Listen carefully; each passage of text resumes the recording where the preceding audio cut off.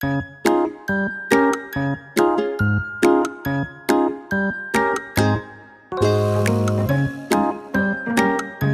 आपका स्वागत है लीगल ज्ञान यूट्यूब चैनल में। आज हम आईपीसी इंडियन पेनल कोड 1860 के बारे में पढ़ेंगे। ये एक्ट नंबर 45 है। इसमें कुल 511 धाराएं और 23 अध्याय हैं। इन 23 अध्याय में विभिन्न विभिन्न अपराधों के लिए दंड का प्रावधान किया गया है। तो सबसे पहले तो हमें ये समझना होगा कि आईपीसी लागू कब हुई है। आईपीसी 1 जनवरी 1862 को लागू हुई है और ये बनकर कब तैयार हो गई थी, 1860 में। आईपीसी की जरूरत हमें पड़ी है अपराध को रोकने के लिए। अपराध क्या होता है? अपराध विधि द्वारा दंडनीय कोई कार्य होता है जो कि किसी एक्ट के द्वारा उसको प्रोहिबिट यानी कि निषिद्ध कर दिया गया है, जो पब्लिक इंटरेस्ट के लिए हानिकारक है, उसको हम बोलते हैं अपराध। ब्लैकस्टन ने अपनी पुस्तक commentaries on the law of England में क्या बोला है अपराध को, कि निषिद्ध या समादेशित करने वाली सार्वजनिक विधि के अतिक्रमण के रूप में किया गया कोई कार्य या लोप अपराध कहलाता है। आप कोई ऐसा कार्य कर रहे हैं या फिर उस कार्य का लोप कर रहे हैं तो वो अपराध की कैटेगरी में आता है। अगर हम दूसरे विद्यमान की अगर परिभाषा को देखें तो स्टीफन ने अपराध विधि द्वारा निषेध एवं जो समाज है उसके लिए जो नैतिक मूल्यों को निर्धारित किया गया, अगर उसका कोई वायलेशन करता है तो उसको अपराध की कैटेगरी में रखा गया है। अपराध के आवश्यक तत्व को भी जानना कि अपराध किन किन एलिमेंट से मिलकर बनता है। तो सबसे पहले किसी अपराध को गठित करने के लिए व्यक्ति होगा। अब उस व्यक्ति की हम मनस्थिति देखेंगे, उसकी मनोदशा क्या है। ठीक, मैंसरिया जिसको कहते हैं। अब उस व्यक्ति के द्वारा कौन सा कार्य किया गया है या फिर उस कार्य को ओमिशन किया गया है, लोप कर दिया गया है। और जब वो कार्य कर रहा है तो उस कार्य से किसी व्यक्ति को क्या कोई क्षति हो रही है। तो ये चारों चीज, व्यक्ति, मनस्थिति, कार्य या लोप या क्षति, ये आपके अपराध के आवश्यक तत्व कहलाते हैं। लेकिन ज्ञान या फिर इसमें जो हेतु रहता है वो अपराध के आवश्यक तत्व का भाग नहीं है। आप देखेंगे बहुत से एग्जाम में ये क्वेश्चन पूछ लिया जाता है, क्या ज्ञान या हेतु अपराध के आवश्यक तत्व में? तो नहीं, ज्ञान या हेतु अपराध के आवश्यक तत्व नहीं है। अब हम देखेंगे कि जो मनस्थिति है वो क्या होती है। अगर किसी व्यक्ति ने कोई अपराध को गठित किया है या उस अपराध को किया, क्या वाकई में उस अपराध को करने का उसका आशय था, उसका मनोभाव था उस कार्य को करने का, इसको हम बोलते हैं मनस्थिति। आर वर्सेस प्रिंस के जो केस आया था उसमें मनस्थिति क्या होती है इसके बारे में परिभाषा दी गई थी।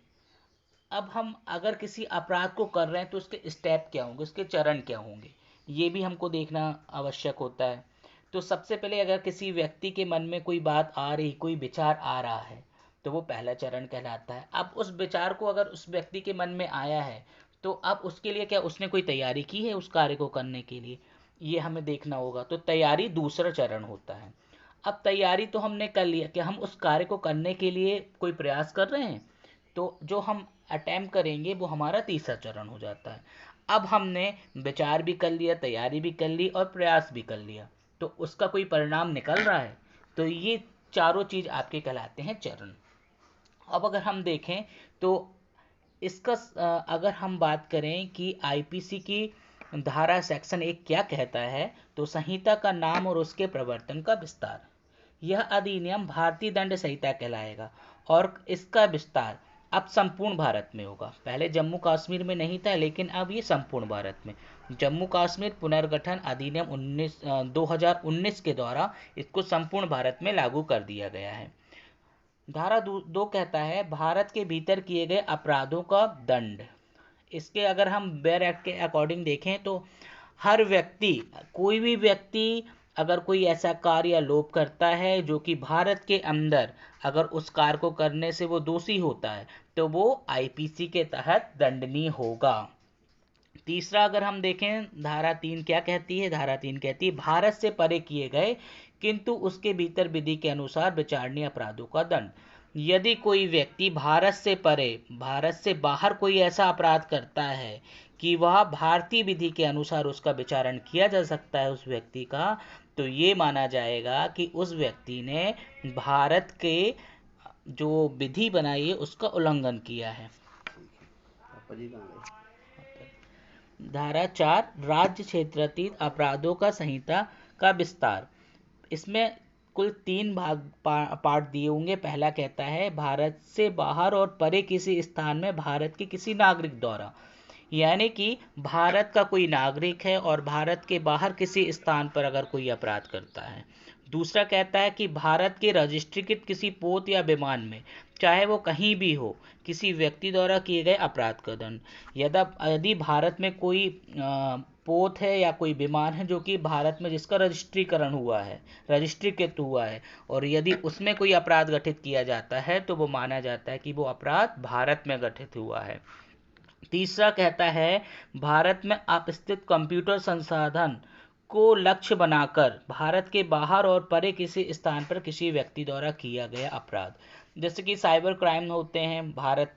लोग बाहर, भारत के बाहर बैठकर भारत में क्या करते हैं, किसी न किसी तरह से हेल्प करते हैं कि कंप्यूटर साधन के माध्यम से, जैसे आतंकी हमला हो, लोग बाहर बैठकर लीड करते हैं किसी टेररिस्ट को, तो ये माना जाता है कि उसने भारत में ही अपराध किया है। अब हम देखते हैं इसका सेक्शन देखते हैं हम 5। कुछ विधियों पर इस संहिता द्वारा प्रभाव न डाला, सेविंग क्लॉज आ जाता है 5 में। इस अधिनियम में की गई बात भारत सरकार की सेवा के ऑफिसरों, सैनिकों, नौसैनिकों या वायु सैनिकों द्वारा विरोध और अभित्याजन को दंडनीय करने वाले किसी अधिनियम के उपबंधों या किसी विशेष या स्थानीय विधि के उपबंधों पर प्रभाव नहीं डालेगी। यानी कि जो नेवी एक्ट होता है आपका, आर्मी एक्ट होता है ना, एयरफोर्स के जो एक्ट होते हैं उस पर प्रभाव नहीं डालेगी ये अधिनियम, और कोई विशेष या कोई स्थानीय विधि बना दिया गया है तो उस पर भी प्रभाव नहीं डालता है। अब हम देखते हैं अब हमारा अध्याय 2 स्टार्ट हो जाता है, साधारण स्पष्टीकरण। इसमें धारा 6 कहता है संहिता में किसी परिभाषा या अपवादों के अध्ययन समझा जाना। इस संहिता में सर्वत्र अपराध की हर परिभाषा, मतलब कोई भी परिभाषा अगर दी गई है, कोई भी दंड या उनका उपबंध किया गया है, या हर ऐसी परिभाषा या दंड का उपबंध या दृष्टांत साधारण अपवाद शीर्षक वाले अध्याय में अंतर्विष्ट अपवादों के अध्ययन समझा जाएगा। अगर इस संहिता में कहीं पर भी कोई अपराध की परिभाषा दी गई है या कोई दंड का उपबंध किया गया है ना, या कोई दृष्टांत या साधारण अपवाद का कोई शीर्षक दिया गया हो, तो वो माना जाएगा कि वह उसको इस अपवाद के अंतर्गत समझा जाएगा। ठीक है। अब हम देखते हैं कि धारा 7 क्या कहता है। एक बार स्पष्टीकृत पद का भाव, हर पद जिसका स्पष्टीकरण इस संहिता के किसी भाग में किया गया है, इस संहिता के हर भाग में उस स्पष्टीकरण के अनुरूप ही समझा जाएगा। ठीक है। अगर एक बार किसी को स्पष्टीकरण किसी पद का कर दिया गया है तो उसको क्या माना जाएगा कि इसी भाग के अंतर्गत उसको स्पष्टीकरण किया गया है उस पद का। अब 8 कहता है लिंग। 8 है आपका लिंग। पुल्लिंग वाचक शब्द जहाँ प्रयोग किए गए हैं वे हर व्यक्ति के बारे में, चाहे नर हो या नारी। जहाँ पर पुल्लिंग के बारे में आपका बात की गई है उसमें आपका स्त्री और पुरुष दोनों ही आएंगे। वचन, जब तक इस संदर्भ से तत्प्रतिकूल प्रतीत ना हो, एक वचन द्योतक शब्दों के अंतर्गत बहुवचन आता है, और बहुवचन द्योतक शब्दों के अंतर्गत एक वचन आता है। जहां पर बहुवचन का उल्लेख किया गया वहां एक वचन माना जाता है, और जहां एक वचन का उल्लेख किया गया वहां बहुवचन माना जाता है। 10 कहता है पुरुष स्त्री। पुरुष शब्द किसी भी आयु के मानव, और स्त्री शब्द किसी भी मानव नारी का द्योतक है। यानी कि अगर कोई बच्चा पैदा होता है और ये आइडेंटिफाई कर लिया जाता है कि वो लड़का है तो माना जाएगा उसके जन्म से ही कि वह पुरुष है। इसी तरह कोई स्त्री, चाहे एक दिन की हो या एक पल की बच्ची हो, तो उसको माना जाएगा वो नारी है।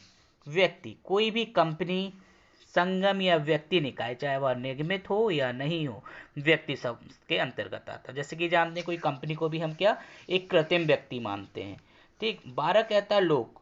लोक का कोई भी वर्ग या कोई भी समुदाय लोक शब्द के अंतर्गत आता है। कोई भी वर्ग होगा या फिर कोई भी कम्युनिटी होती है उसको हम क्या मान लेते हैं, लोग मान लेते हैं। अब देखते हैं 13 को तो निश्चित कर दिया गया है 1950 के दौरान। सरकार का सेवक, सरकार में जो सरकार का सेवक उस व्यक्ति को कहा जाता है जो किसी सरकारी नियोजन में नियुक्त किया गया है या फिर सरकार के लिए कार्य करता है। 15 16 नहीं देखना है। 17 सरकार, सरकार क्या होता है, केंद्र। देखिए पेपर में अधिकतर पूछ लिया जाता है भारत कहाँ पे परिभाषित किया गया है। 17 और 18 में कंफ्यूजन होता है, तो हमको 17 में देखना है। 17 में सरकार, कहते हैं ना 17 सरकार आएंगी जाएंगी, तो 17 में सरकार, सरकार क्या होता है, केंद्र सरकार या किसी राज्य की सरकार को हम क्या कहेंगे, सरकार कहते हैं। भारत, भारत में जम्मू कश्मीर राज्य के सिवाय राज्य के क्षेत्र अभिप्रेत है। अब इसको जैसे कि हमने पहले ही सेक्शन में देख लिया था कि जम्मू कश्मीर जो है, जम्मू कश्मीर पुनर्गठन अधिनियम 2019 के द्वारा इसको परिवर्तित कर दिया गया। तो अब क्या माना जाएगा, सारे भारत को भारत माना जाएगा। 19 कहता है न्यायाधीश। न्यायाधीश शब्द न केवल हर ऐसे व्यक्ति का द्योतक है जो पद रूप से न्यायाधीश अभिप्रेत, यानी कि जिस व्यक्ति को न्यायिक रूप से जिसने पद धारण किया है उस व्यक्ति को हम मानेंगे कि वो न्यायाधीश है। इसका कहता है जो किसी विधि कार्रवाई में, चाहे वह सिविल या दांडिक अंतिम निर्णय या ऐसा निर्णय जो उसके विरुद्ध अपील ना हो, अंतिम हो, या ऐसा निर्णय जो किसी अन्य प्राधिकारी द्वारा पुष्ट किए जाने पर अंतिम हो जाए, देने के लिए विधि द्वारा सशक्त किया गया हो, अथवा, यानी कि कोई व्यक्ति चाहे वो सिविल या दांडिक मामले में हो उसका निर्णय अंतिम होता है, उसको हम मानते हैं कि वो न्यायाधीश है। अब देखते हैं 20 क्या कहता है, न्यायालय। न्यायालय शब्द उस न्यायाधीश का जिसे अकेले ही न्यायिकता कार्य करने के लिए विधि द्वारा सशक्त किया गया है। न्यायालय उस न्यायाधीश का, उस शब्द का द्योतक होता है जिसको अकेले ही कोई न्यायिक कार्य करने के लिए विधि ने सशक्त कर दिया है कि आप इस कार्य को करने के लिए अकेले ही पर्याप्त हैं। और उस न्यायाधीश निकाय जिसे एक निकाय के रूप में न्यायिक कार्य करने के लिए विधि द्वारा सशक्त किया गया, जबकि ऐसा न्यायाधीश या न्यायिक निकाय न्यायिकता कार्य कर रहा हो। ठीक है, जो न्यायिक कार्य कर रहा है उसको हम न्यायालय मानते हैं। लोक सेवक क्या होता है, 21 में दिया, ये पूछा जाता है प्री में कि लोक सेवक कहाँ पर परिभाषित है, तो कहाँ पर है, धारा 21 में। लोक सेवक उस व्यक्ति के द्योतक जो एतमिन पश्चात, यानी कि इसमें बहुत सारी कैटेगरीज दे दी गई हैं कि किसको लोक सेवक कहा गया है, किसको लोक सेवक नहीं गया कहा गया है। इसके लिए हम एक सेपरेट वीडियो बनाएंगे जिसमें किस व्यक्ति को लोक सेवक माना गया और किसको नहीं माना गया, जिसमें हम कुछ जजमेंट भी देखेंगे। हम 22 देखते हैं, धारा 22 की जंगम संपत्ति क्या होता है। धारा 22 में आपका जंगम संपत्ति आ जाता है। तो जंगम संपत्ति देखिए, जंगम संपत्ति में आपको देखना है कि जंगम संपत्ति शब्दों से यह आशित है कि उनके अंतर्गत हर भांति की मूर्त संपत्ति आती, हर भांति की मूर्त संपत्ति आती, किंतु भूमि और वे चीजें जो भूबद्ध यानी कि भूमि से अस्थायी रूप से जकड़ी हुई है इसके अंतर्गत नहीं आती हैं। तो क्वेश्चन क्या है, नहीं आती हैं। ठीक, इसको ध्यान में रखना है हमें। धारा 23 देखते हैं, सदोष अभिलाभ। सदोष अभिलाभ विधि विरुद्ध साधनों द्वारा ऐसी संपत्ति का अधिलाभ है जिसका वैध रूप से अभी प्राप्त करने वाला व्यक्ति ना हो। कोई ऐसा अभिलाभ जिसको आप विधि विरुद्ध साधनों द्वारा प्राप्त कर रहे हैं लेकिन आप उसको प्राप्त करने के लिए हकदार नहीं हैं, तो उसको हम क्या कहते हैं, सदोष अभिलाभ। सदोष हानि जस्ट इसका अपोजिट होता है। सदोष हानि विधि विरुद्ध साधन द्वारा ऐसी संपत्ति की हानि। अब यहाँ पर क्या हो रही है, हानि हो रही है, और यहाँ पर क्या हो रहा था, अधिलाभ हो रहा है। इसका वैध रूप से हानि उठाने वाला व्यक्ति हो। ठीक, बिल्कुल अपोजिट हो गया ये। अब हम देखते हैं बेईमानी। बेईमानी क्या होता है, बेईमानी आपका धारा 24 में दिया हुआ है। बेईमानी के लिए हम देखते हैं, तो बेईमानी होता है जो कोई इस आशय से कोई कार्य करता है कि एक व्यक्ति को क्या हो, सदोष अभिलाभ हो और किसी अन्य व्यक्ति को सदोष हानि हो, तो उसको हम क्या कहते हैं, बेईमानी। ठीक, सदोष लाभ प्लस सदोष हानि, ठीक, क्या कह रहा है आपका, बेईमानी। ये हमको याद रखना है। अब हम देखते हैं धारा 25 क्या कहता है। कपटपूर्वक, कोई व्यक्ति किसी बात को कपटपूर्वक करता है, यह कहा जाता है यदि वह उस बात को कपट करने के आशय से करता है, अन्यथा नहीं। यदि आपका आशय ही किसी व्यक्ति को कपट करने का है तो वह क्या कहलाएगा कि उस कार्य को आपने कपटपूर्वक किया है। अब देखते हैं विश्वास करने का कारण, रीजन टू बिलीव, किसमें दिया है 26 में। कोई व्यक्ति किसी बात के विश्वास करने का कारण रखता है, यह तब कहा जाता है जब वह उस बात के विश्वास करने का पर्याप्त हेतु रखता है। अब हम किसी व्यक्ति, जैसे आपने अपने फ्रेंड्स को कोई बुक दी, अपने दोस्त को कोई बुक दी, तो आप उसको विश्वास करते हैं कि भाई ये रोज क्लास अटेंड कर रहा है, रोज हमारे पास बैठा, तो आपके पास रीजन टू बिलीव है, आप विश्वास कर सकते हैं कि आप उसको कोई चीज दे सकते हैं। तो धारा 26। धारा 27 क्या कहता है। पत्नी, लिपिक या सेवक के कब्जे में कोई संपत्ति, यदि पत्नी, सेवक या लिपिक के कब्जे में कोई संपत्ति पाई जाती है तो यह माना जाएगा कि वह स्वामी की ही संपत्ति है। और इसके स्पष्टीकरण कहा है कि किसी लिपिक या सेवक के नाते, अगर आपने किसी लिपिक या सेवक को अस्थायी रूप में अगर आपने किसी को नियुक्त कर दिया है और वो कोई ऐसा कार्य करता है जो अपराध है, तो आप ये एक्सक्यूज नहीं रह सकते कि इसने अस्थायी रूप से अभी अभी ज्वाइन किया, तब भी माना जाएगा कि यह किसकी संपत्ति है, किसके कब्जे की संपत्ति है, स्वामी के कब्जे की संपत्ति है। कूटकरण, आज हम 30 तक देखेंगे।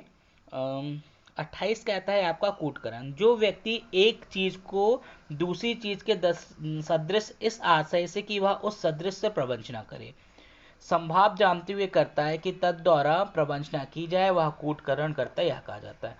आपने किसी चीज को, एक चीज को किसी दूसरे से मिलता जुलता, भले ही वो बिल्कुल वैसी कॉपी ना हो, अगर आपने उसको इस आशय से बनाया है कि उसमें क्या किया जाए, प्रवंचना किया जाए, तो यह माना जाएगा आपने कूटकरण किया है। धारा 29 दस्तावेज। दस्तावेज क्या होता है। दस्तावेज किसी पदार्थ पर अक्षरों, अंकों या चिन्हों के साधन द्वारा, किन किन चीजों से, अक्षरों द्वारा, अंकों द्वारा या चिन्हों के साधन द्वारा, या इनमें से एक अधिक साधनों द्वारा अभिव्यक्त रूप से वर्णित किया गया है, कि आप उसको क्या करेंगे, साक्षी के रूप में आप उसको उपयोग में लाएंगे, तो इसको हम बोलते हैं ये दस्तावेज है, इसको हम दस्तावेज मानेंगे। इसका स्पष्टीकरण भी हम देख लेते हैं, स्पष्टीकरण भी इसका इंपॉर्टेंट है। यह तत्वहीन है कि किस साधन द्वारा या किस पदार्थ पर अक्षर, अंक या चिन्ह बनाए गए हैं, यह कि साक्ष्य किसी न्यायालय के लिए आयोजित है या नहीं, या उसमें उपयोग किया जा सकता है या नहीं। बिल्कुल, आपने भले ही उसको उपयोग करने के लिए ना बनाया हो, लेकिन माना जाएगा कि आपने आपका वो साक्ष्य है।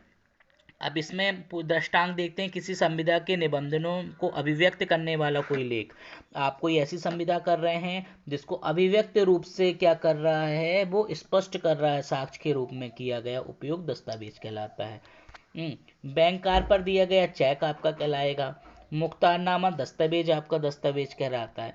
ये आपका अधिकतर एग्जाम में पूछा जाता है कि मानचित्र या रेखांक जिसको साक्ष्य रूप में उपयोग लाने का आशय हो या जो उपयोग में लाया जा सके, उसको भी हम क्या कहते हैं, दस्तावेज। जिस लेख में निर्देश या अनुदेश अंतर्विष्ट हो वो भी दस्तावेज आपका कहलाता है। तो उम्मीद है कि आपको दस्तावेज समझ में आ गया होगा। अब हम देखते हैं इलेक्ट्रॉनिक दस्तावेज आपका किस में दिया हुआ है, 29A में। इलेक्ट्रॉनिक अभिलेख क्या है, शब्दों का वही अर्थ होगा जो सूचना प्रौद्योगिकी अधिनियम 2000 की धारा 2 की उपधारा 1 के खंड ना में है, उसको हम क्या मानेंगे, इलेक्ट्रॉनिक अभिलेख। मूल्यवान प्रतिभूति आपका धारा 30 में मूल्यवान प्रतिभूति दिया हुआ है। ओके, तो मूल्यवान प्रतिभूति क्या है ये भी हम देखते हैं।